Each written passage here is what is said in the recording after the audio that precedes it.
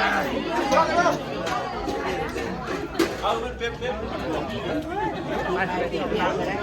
อาไปทอให้ได้จ้ะ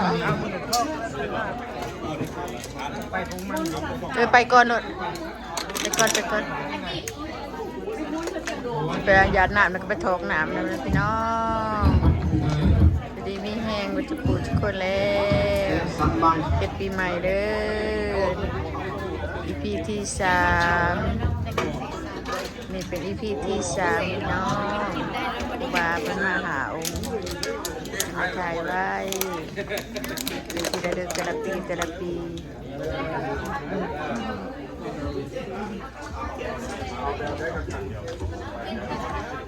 ว่าเป็นมาสั่นเขา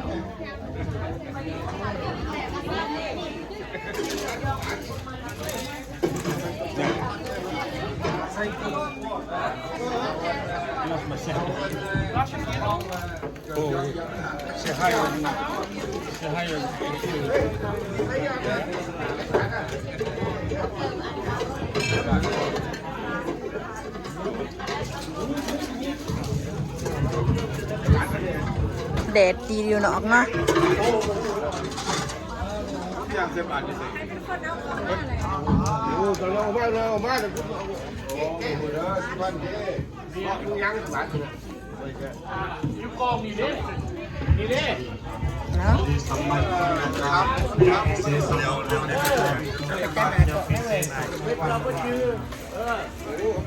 ทำบุญเด้อพ่อแม่พี่น้องบุญรัตน์เดือนหน้าเมื่อนี้ปีใหม่ปีเมือนมาฮอนแล้วให้อยู่ดีมีแรงบนสุขสุขคนสบายดีสบายดีมีแหงด้วยYouTube ติดตามด้วยโอเคต้องบอกว่าส่องไปอย่างนั้นอยู่ในหูจักมันจะติดตามเจ้าพิมพ์เข้าไปคำไพ่บุญพามาคำไพ่คำไพ่บุญพามาต้องบอกทุกคนดิยังไงเนี่ยมันจะบอกคนเลยทุกคนใน FC เอาเจ้าต้องว้าวเลยโลกันสปอร์ตทุกคนต้องไป subscribe โอเคทุกคนผมไม่หลายคนหนึ่งเดี๋ยวจะซองมีอย่างก่อนเนี่ยคำไพ่บ่คำไพ่บุญพามาคำไพ่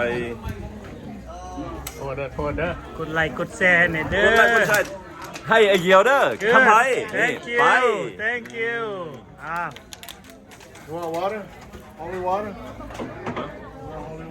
Yeah. มากินข้าวกินปลากันเด้อลูกหลานยายถ่ายให้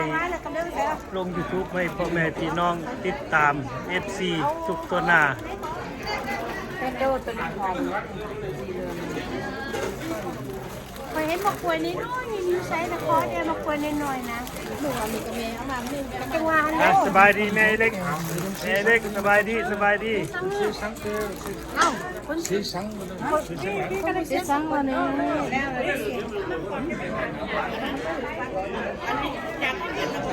มาเจออะไรเอาใส่กุหลาบ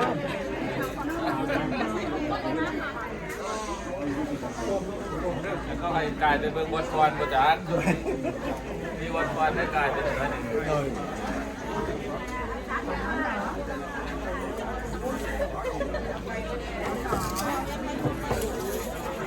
คนและตอนแรกเมื่อคนเสียหลายพ่อแม่พี่น้อง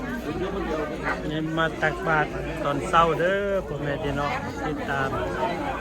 กดไลค์กดแชร์ซับสไครต์ตาให้ยายเด้อตายายมาตักบาตรทำบุญนำกันพ่อแม่พี่น้อง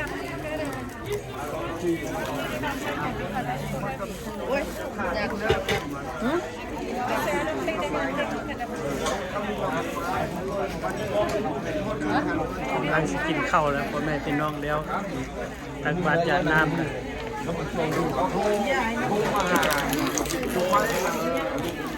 แล้วบอกว่าโทรหาเขาออกละผู้ใดเขาออกหมดแล้วแบบนี้งั้นถึงเจ้าหรือเปล่าเขาก็บอกเลยว่าโทรหาก่อนเด้อนี่เป็นคนดูไม้แต่ถึงผู้ใส่ตั้งมาถึงได้คำนวณแล้วว่าผู้ดีกันแล้วร้าน นี่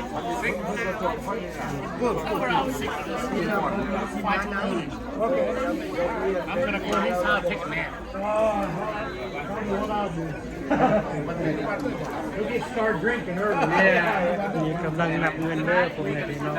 รวบรวมเงินได้เท่าใด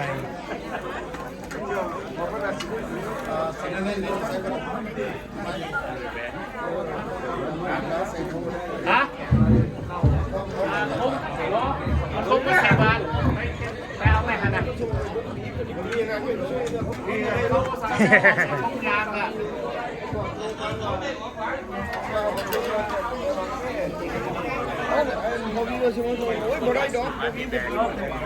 ยังเอ้ย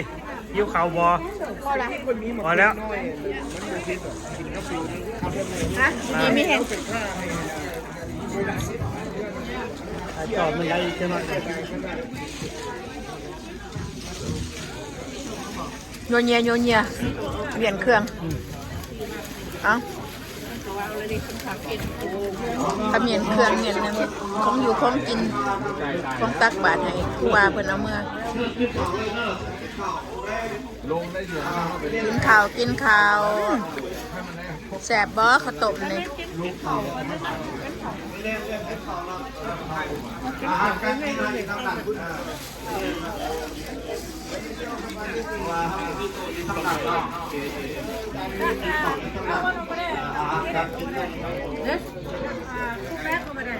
กินข้าวแล้วกับตอนแรกกันมา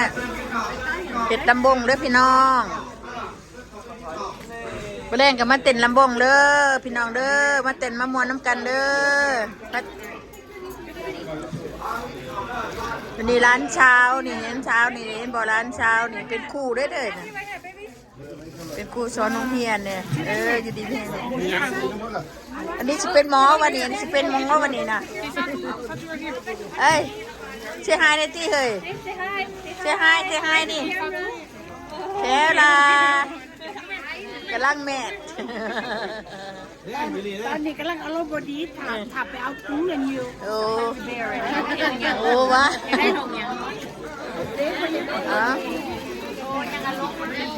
ลมบดี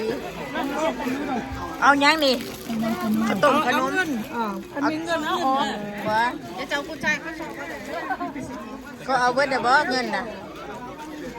เอาเงินออกเบิดละตีเงินเอาออกเบิดแล้วมีแต่ข้าวต้มกับหมักใหม่หมักตอกไปอยากได้ก็อยากได้ข้าวต้มนั่นเดี๋ยวนี้มีว่าข้าวต้มข้าวต้มเมื่อไหร่บ่เอาหวานเนี่ยเอาแต่ข้าวต้มอย่างเดียว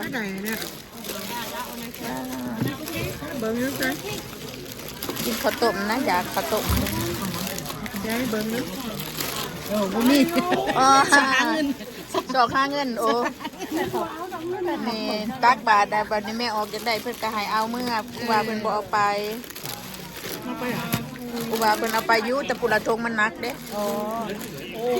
ก็เลยได้เอาไว้แบ่งให้แม่ออกเอายงมาเอาโอ้หมักม่วงบ่นี่หมอนางเห็นเลยขอบใจนางว่าวะ thank you โอ้ได้บักม่วงนะจ้าได้บักม่วงนะจ้าบักม่วงก่อนอยู่ดีมีแห้งบัจจุกูทุกคนบาย